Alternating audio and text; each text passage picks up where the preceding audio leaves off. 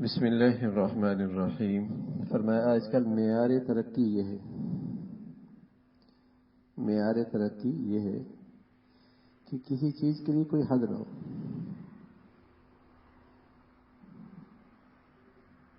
خوشی کرنی ہے تو ایسی کرنی ہے کوئی حد نہیں، بس خرچ کرتے رہو کرتے رہو کرتے رہو، یہ ترقی ہے۔ کمانے پہ آؤ تو بس کماتے ہی رہو، یہ بھائی ترقی ہے۔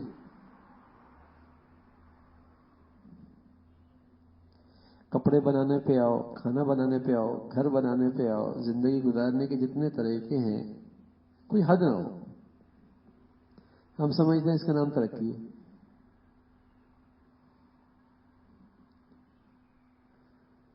آج کل معیار ترقی یہ ہے کسی چیز کے لیے کوئی حد نہ ہو، بلکہ اس میں جہاں تک ہو سکے بڑھتے رہو، مگر اسلام نے اس کی نفی کی۔ اسلام میں ہر چیز کی حد ہے، یہاں تک کہ نیکی کی بھی حد ہے۔ یہ نہیں کہ روزی رکھتے چلے جا رہا ہے، یہ نہیں کہ رات بھر نفل ہی پڑھتے چلے جا رہا ہے، نیکی کی بھی حد ہے، کی جائے کہ دیگر چیزیں۔ لیکن آج ترقی کا معیار یہ ہے کہ کسی چیز کی کوئی حد نہ ہو، بس جہاں تک ہو بڑھتے چلے جاؤ، اور ہم سمجھتے ترقی ہو رہی ہے، کوئی حد ہوتی ہے۔ تو اسلام اس بے راہ روی سے روکتا ہے کہ ہر چیز کو حد میں رکھو، کماؤ ایک حد تک، کھیلو ایک حد تک، ہر چیز کی حد ہو۔ کھیل بھی ایک حد ہو، اب ایسا نہیں کہ پورا خزانہ ہی اس پہ جھونک دو۔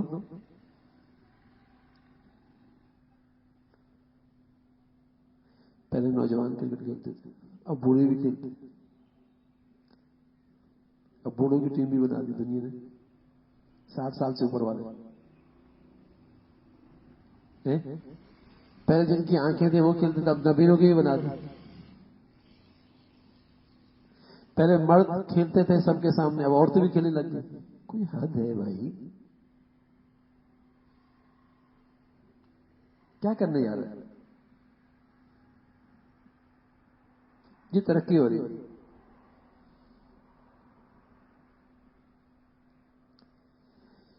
فرمایا آج کل معیار ترقی یہ ہے کسی چیز کے لیے کوئی حد نہ ہو، بلکہ اس میں جہاں تک ہو سکے بڑھتے رہو، مگر اسلام نے اس کی نفی کی۔ اسلام میں ہر چیز کی حد ہے، حتیٰ کہ اعمال ظاہرہ کے لیے بھی حدود ہیں اور اعمال باطنہ کے لیے بھی حدود ہیں۔ خشیت اللہ سے ڈرنا، اس کی بھی ایک حد ہے۔ اتنا نہ ڈرو کہ زندگی بالکل معطل ہو جائے، ہر وقت ڈر لگ رہا ہے، نیند ہی نہیں آ رہی، کچھ کھایا نہیں جا رہا۔ اللہ کی خشیت بھی ایک حد ہے، اور اللہ کے نبی صلی اللہ علیہ وسلم نے اس کی حد یہ بتائی کہ اے اللہ مجھے اپنے خوف میں سے اتنا خوف دے دے کہ میرے اور تیری نافرمانی کے درمیان رکاوٹ بن جائے۔ سبحان اللہ، وہ بھی ایک حد ہے۔ اے اللہ اپنے خوف میں سے اتنا خوف دے دے کہ میرے اور تیری نافرمانی کے درمیان وہ کیا بن جائے؟ رکاوٹ بن جائے۔ اس میں بھی حد ہے کہ اتنا نہیں کہ میری زندگی معطل ہو جائے، خوف کے مارے نیند ہی نہیں آ رہی، خوف کے مارے کھانا ہی نہیں کھایا جا رہا، تو خوف کے مارے مزہ ہی نہیں ہے، ایسا بھی نہیں ہے۔ اللہم انی اسألک من خشیتک ما تحول به بیننا وبین معاصیک۔ ٹھیک، خشیت بھی ایک حد ہے، تو ہر چیز کی حد ہے، اعمال ظاہرہ کی بھی حد ہے، اعمال باطنہ کی بھی حد ہے۔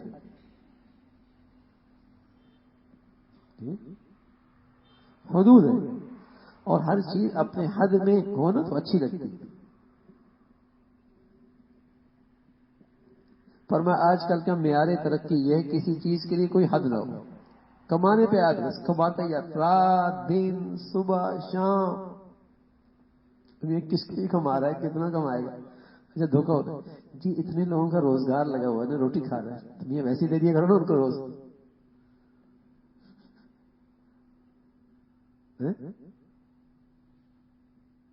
روزگار لگا ہوا لوگوں کا۔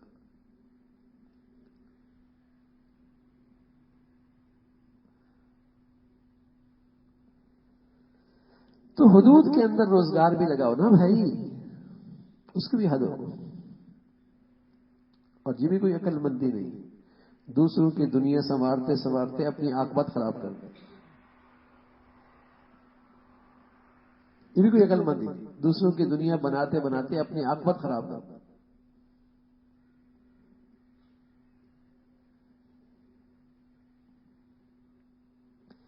ہر چیز کے لیے ایک حد معین ہے، حد تاکہ شوق خداوندی اور خوف الہی کے لیے بھی حدود ہیں، ان سے باہر نہ نکلو، ہر کام کو قاعدے اور اصول سے کرنا چاہیے۔ وَتِلْكَ حُدُودُ اللَّهِ، اللہ تعالیٰ نے ہر چیز کی حد مقرر کی ہے، بس ان حدود کا خیال رکھنا ہی پرہیزگاری ہے،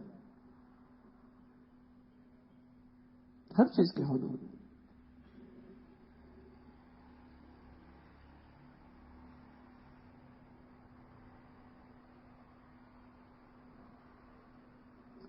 خدمت مع الخلق، مخلوق خدا کی خدمت، خدمت خلق، یہ بھی اچھی چیز نہیں ہے، خدمت خلق، ہاں جب حدود کے ساتھ۔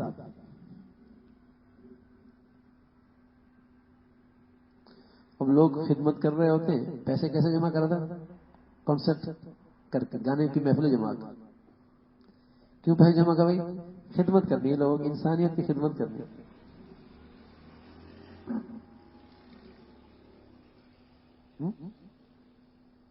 انسانیت کی خدمت کرنی ہے۔ خدمت خلق بھی تبھی عبادت بنے گی جب وہ بھی حدود کے اندر ہو۔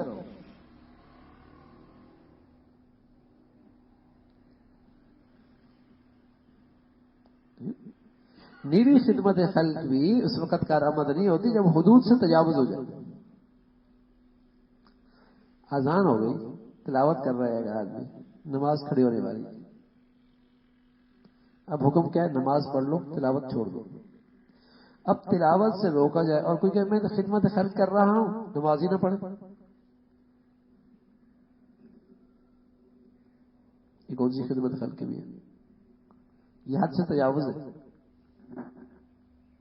حدود کے اندر رہ کے کرو گے تو پھر مخلوق کی خدمت عبادت بنے گی، لیکن جب تم حدود کو توڑ دو گے، ورنہ تو ڈاکو بھی کیا کہتا ہے؟ میں ڈاکہ مارتا ہوں امیروں سے اور غریبوں کے گھروں میں راشن پہنچاتا ہوں، بتائیے یہ خدمت خلق اچھا ہے؟ خدمت خلق تو کر رہے ہو کہ میں امیر ہو گھر سے ڈاکہ مارتا ہوں اور غریبوں کے گھروں میں راشن پہنچا دیتا ہوں، خدمت خلق ہو رہی ہے نا؟ ارے میاں حدود کا خیال نہیں رکھا گیا،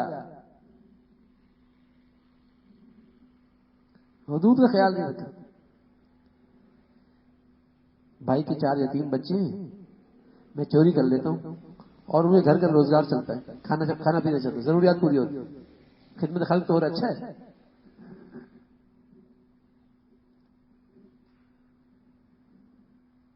لوگ کہتے ہیں خدمت خلق سے روک رہے، خدمت خلق سے نہیں روکتے بھائی، خدمت خلق حدود میں ہو، شریعت کے مطابق ہو،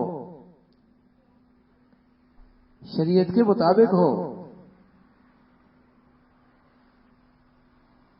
فیکٹری سود پہ چل رہی ہے، بھائی سود ختم کر دو، نہیں، کتنے لوگوں کا روزگار لگا ہوا ہے، کتنے لوگوں کے گھر چل رہے ہیں، لوگوں کی خدمت ہو رہی ہے، یہ خدمت خلق نہیں ہے۔ تو بھائی ہر چیز حد کے اندر ہونی چاہیے، خدمت خلق بھی حدود کے تحت ہونی چاہیے۔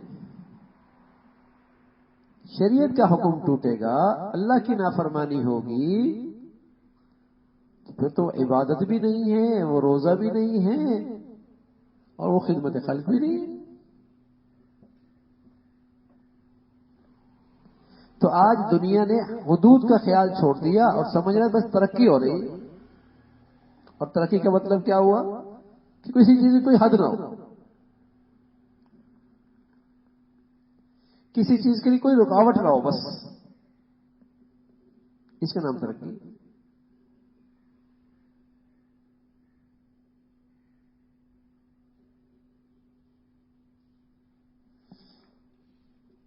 طریقہ اصلاح حال یعنی حالت درست وہی ہے جو عند اللہ درست ہو. اصلاح وہی پر موقوف ہے.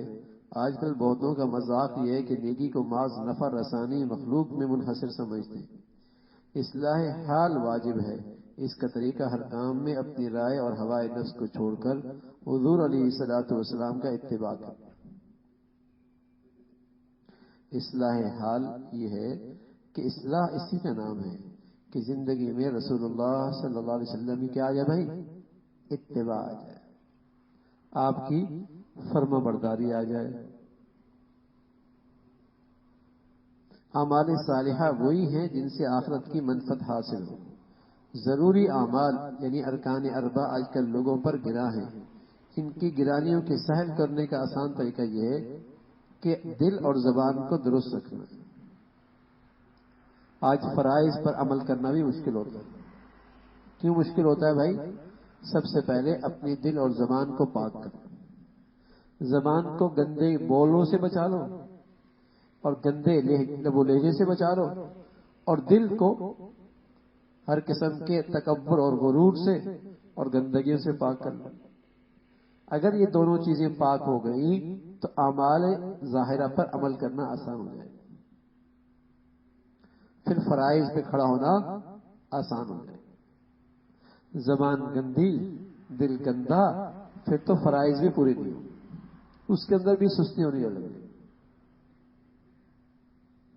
ہر کام میں اس بات کو سوچنا چاہیے کہ یہ آخرت کے لیے مفید ہے یا مضر.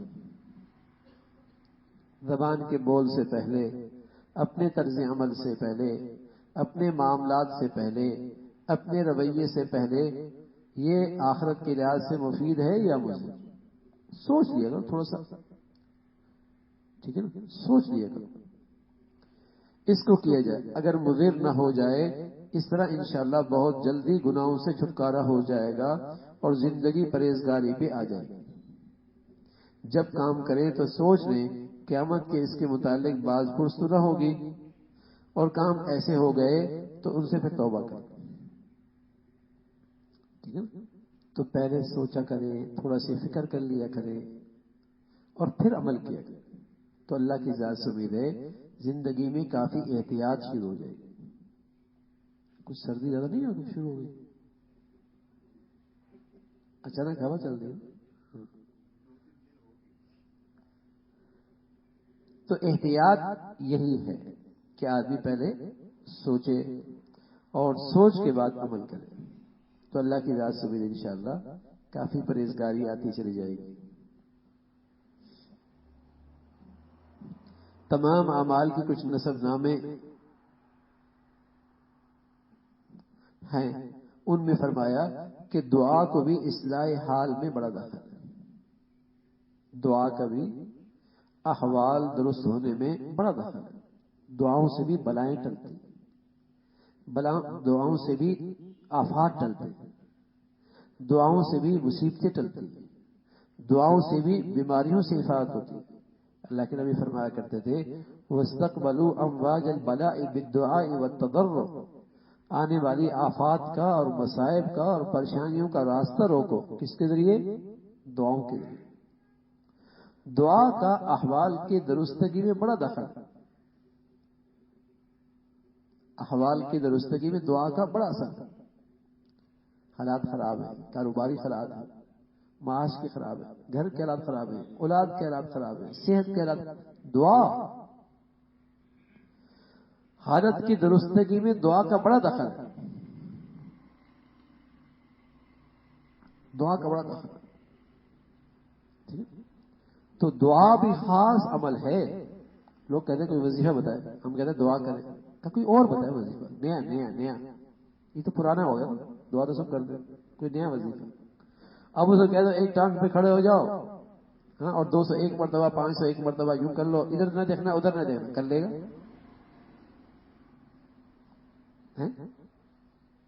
کوئی نیا بھی ہو، تھوڑا سا مشکل بھی ہو، تھوڑا سا مختلف بھی ہو، وہ کرے گا. اور اسے کہہ دو صلاۃ حاجت پڑھ لے، یہ تو سبھی پڑھتے، دعا کر لے، یہ سبھی کرتے. ہمارا نبی تو دعا کیا کرتا، ہمارے نبی تو حاجت کے نفل پڑھا کرتے، وظیفے نہیں کرتے.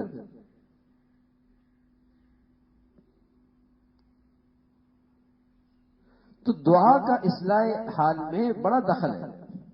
دعاؤں کا اہتمام کرو اپنی زندگی میں، مانگو، مانگتے رہو. اور انشاءاللہ اگر آپ نے دعا صحیح کر لی نا، صحیح دعا کر لی، یقین جانے حالت نہ بھی بدلی لیکن آپ کے دل میں سکون آ جائے گا، آپ کو اطمینان مل جائے گا. آپ پریشانی میں کسی کو فون کریں اور وہ صاحب اختیار ہو، ابھی صرف اس سے رابطہ ہی ہوگا، آپ کو دل میں سکون آیا تھا، لیکن اس نے بات کی نہیں نہ سنی، رابطے سے کام ہو جاتا ہے. تو دعا تو بادشاہوں کے بادشاہ سے رابطے کا نام ہے. جب اس بندے کا اس بادشاہ سے رابطہ ہو جائے گا، شہنشاہ سے رابطہ ہو جائے گا، تو رابطہ ہوتی ہی سکون آ جائے گا. دعا رابطے کی مضبوط شکل ہے. دعا کیا کرو، دعا کیا کرو.